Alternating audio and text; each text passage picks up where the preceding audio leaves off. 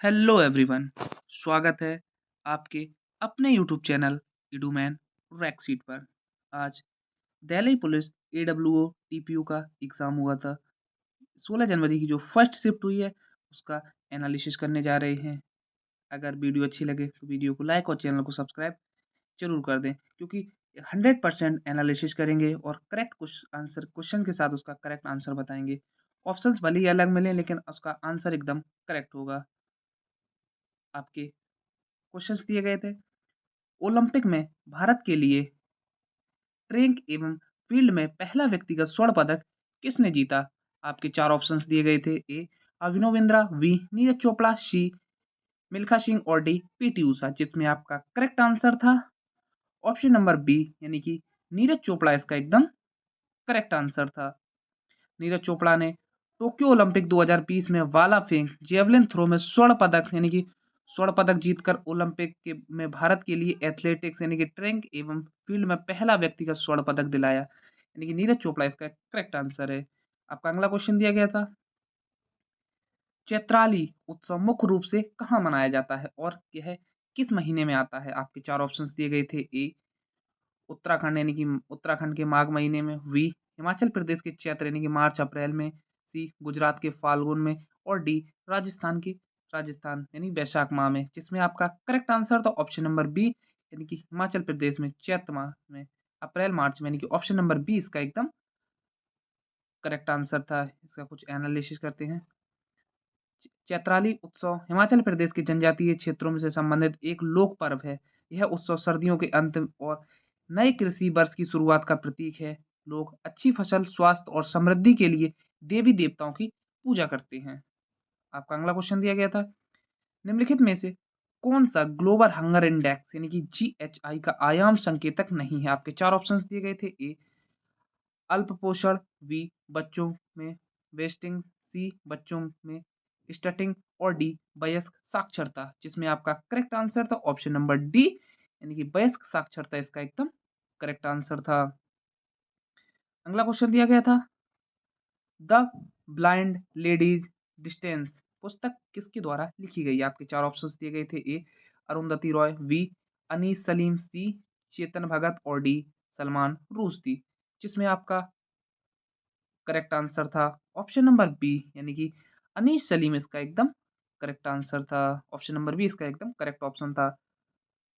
यह पुस्तक भारतीय लेखक अनीस सलीम द्वारा लिखी गई है। इसे साहित्य अकादमी पुरस्कार भी मिला है। उपन्यास में भारतीय समाज और इतिहास की गहरी सामाजिक और राजनीतिक कहानियां दिखाई गई हैं। आपका अगला क्वेश्चन दिया गया था, राज्य में वह कौन है जिसे राष्ट्रपति द्वारा नियुक्त किया जाता है और जो राज्य की कार्यपालिका का नाम मात्र प्रमुख होता है? आपके 4 ऑप्शंस दिए गए थे। ए मुख्यमंत्री यानी कि चीफ मिनिस्टर, बी राज्यपाल यानी गवर्नर, सी विधानसभा अध्यक्ष और डी मुख्य न्यायाधीश, जिसमें आपका करेक्ट आंसर था ऑप्शन नंबर बी, यानी कि राज्यपाल इसका एकदम करेक्ट आंसर था। राज्यपाल को राष्ट्रपति नियुक्त करता है। वह राज्य की कार्यपालिका का संवैधानिक नामी प्रमुख होता है। असली कार्यकारी शक्ति मुख्यमंत्री और राज्य मंत्रिमंडल के पास होती है। राज्यपाल का काम मुख्यतः सिफारिशों को संवैधानिक अधिकारों के आधार पर होता है, जैसे कानूनों पर सहमति देना, विधानसभा को बुलाना, मुख्यमंत्री की नियुक्ति आदि, यानी कि राज्यपाल इसका करेक्ट आंसर था। अगला क्वेश्चन दिया गया था, निम्नलिखित में से किस शहर ने वर्ष 2025 में उद्घाटन महिला हॉकी टीम इंडिया यानी कि वुमेन्स हॉकी इंडिया लीग यानी कि एचआईएल की मेजबानी की थी? आपके 4 ऑप्शंस दिए गए थे। ए रांची, बी कोलकाता, सी भुवनेश्वर और डी चेन्नई, जिसमें आपका करेक्ट आंसर था ऑप्शन नंबर ए, यानी कि रांची इसका एकदम करेक्ट आंसर था। यानी कि पहली महिला हॉकी इंडिया लीग यानी कि वुमेन एचआईएल 2025 का उद्घाटन रांची झारखंड में हुआ। यह event Marang Gomke Jaipal Jaipal Singh astroturf hockey stadium Ranchi में आयोजित किया गया था। इसमें 4 टीमें भाग ली थी और उद्घाटन समारोह तथा मैच वहीं पर हुए थे। अगला क्वेश्चन दिया गया था, गंगा नवमी त्योहार मुख्य रूप से किस उपलक्ष्य में मनाया जाता है? आपके 4 ऑप्शंस दिए गए थे। ए भगवान कृष्ण की जन्मदिन के रूप में, बी नाग देवता यानी कि सांप देवता की पूजा करने के लिए, सी देवी दुर्गा की आराधना करने के लिए और डी भगवान राम के अयोध्या आगमन के लिए, जिसमें आपका करेक्ट आंसर था ऑप्शन नंबर बी, यानी कि नाग देवता, सांप देवता की पूजा करने के लिए इसका करेक्ट आंसर था, यानी कि ऑप्शन नंबर बी इसका एकदम करेक्ट आंसर था। इसका कुछ एक्सप्लेनेशन करते हैं, पढ़ते हैं। गुग्मा नवमी मुख्य रूप से राजस्थान, पंजाब, हरियाणा और उत्तर प्रदेश के कुछ क्षेत्रों में मनाया जाता है। यह नाग देवता यानी कि शाप देवता गुंगा जी की शक्ति, भक्ति और पूजा के लिए होता है। मान्यता है कि गुंगा जी सांपों से सुरक्षा देने वाले देवता हैं। इन दिन लोग उस सांपों को काटने से बचाव और उनके प्रति सम्मान प्रकट करते हैं। यह त्योहार भाद्रपद यानी कि अगस्त सितंबर माह में नवमी तिथि को आता है, यानी कि ऑप्शन नंबर बी इसका करेक्ट आंसर था, नाग देवता। अगला क्वेश्चन दिया गया कंप्यूटर का क्वेश्चन था, एक्सेल में सेल रेंज A1 से A5 तक की संख्याओं का वर्गों का योग निकलने का सही फॉर्मूला क्या है? आपके 4 ऑप्शंस दिए गए थे, जिसमें आपका करेक्ट आंसर था ऑप्शन नंबर बी, इसका एकदम करेक्ट आंसर था।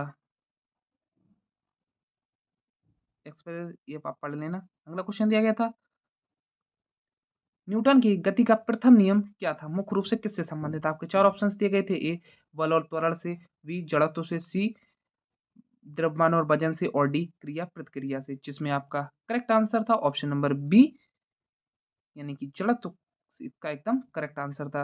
न्यूटन का प्रथम नियम जड़त्व से संबंधित है, द्वितीय नियम संवेग का नियम, तृतीय नियम क्रिया प्रतिक्रिया का नियम।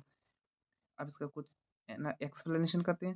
न्यूटन का प्रथम नियम लॉ ऑफ इंटरेटरिया कहता है, जब कोई वस्तु तब तक स्थिर रहती है जब तक समतल गति से चलती है, जब तक उस पर कोई बाहरी बल कार्य नहीं करता। इस क्रिया का मुख्य सिद्धांत जड़त्व, जड़त्व किसी वस्तु को अपनी स्थिति या गति को बनाए रखने की प्रवृत्ति। उदाहरण, यदि कोई किताब मेज पर रखी है तो वह तभी हिलेगी जब तक उस पर कोई बल ना लगाया जाए, वह तब तक नहीं हिल सकती जब तक उस पर कोई बल ना लगाया जाए। अगला क्वेश्चन दिया गया था, यदि तत्वों पी, क्यू और आर का परमाणु क्रमांक यानी एटॉमिक नंबर क्रमशः 12, 14 और 16 है, तो निम्नलिखित में से कौन सा कथन सत्य है? आपके 4 ऑप्शंस दिए गए थे, ए क्यू में प्रोटॉन की संख्या पी से 2 अधिक है, बी आर में प्रोटॉन की संख्या आर से 2 अधिक है, क्यू से 2 अधिक है, सी पी, क्यू और आर के नाभिक में प्रोटॉनों की संख्या समान है, और डी विकल्प ए और डी बी दोनों सत्य है, जिसका करेक्ट आंसर था ऑप्शन नंबर डी, यानी कि विकल्प ए और बी दोनों सही है, इसका करेक्ट आंसर था। अगला क्वेश्चन दिया गया था, एक्सेल में किसी वर्कशीट को किस तरह सहेजने के लिए कि उसे एक पेज पर आसानी से देखा और साझा किया जा सके बिना किसी बदलाव के, किस फाइल एक्सटेंशन का उपयोग किया जाता है? आपके 4 ऑप्शंस दिए गए थे, जिसमें आपका करेक्ट आंसर था ऑप्शन नंबर सी, यानी कि पीडीएफ इसका एकदम करेक्ट आंसर था। ऑप्शन नंबर सी इसका एकदम करेक्ट आंसर था। ये कुछ उसका एक्सप्लेनेशन नहीं, पीडीएफ पोर्टेबल डॉक्यूमेंट फॉर्मेट इसका फुल फॉर्म होता है, वर्कशीट को स्थिर और पढ़ने योग्य फॉर्मेट में बदल देता है। अन्य लोग इसे एक्सेल के बिना भी देख सकते हैं। पेज आउट एक जैसा रहता है, फॉर्मूला या डेटा एडिट नहीं हो सकता। ये अन्य कुछ पढ़ लेना उसको। अगला क्वेश्चन दिया गया था, वेब ब्राउज़र का मुख्य कार्य क्या है? ये क्वेश्चन पूछा गया था। इसके 4 ऑप्शंस दिए गए थे, ए कंप्यूटर की हार्ड डिस्क को फॉर्मेट करना, बी इंटरनेट पर वेब पेजेस को देखना और एक्सेस करना, सी कंप्यूटर को वायरस से बचाना, और डी टेक्स्ट डॉक्यूमेंट लिखना, जिसमें आपका करेक्ट आंसर था ऑप्शन नंबर बी, यानी कि इंटरनेट पर वेब पेजेस को देखना और एक्सचेंज करना। Correct answer option number B इसका करेक्ट आंसर था। Thank you.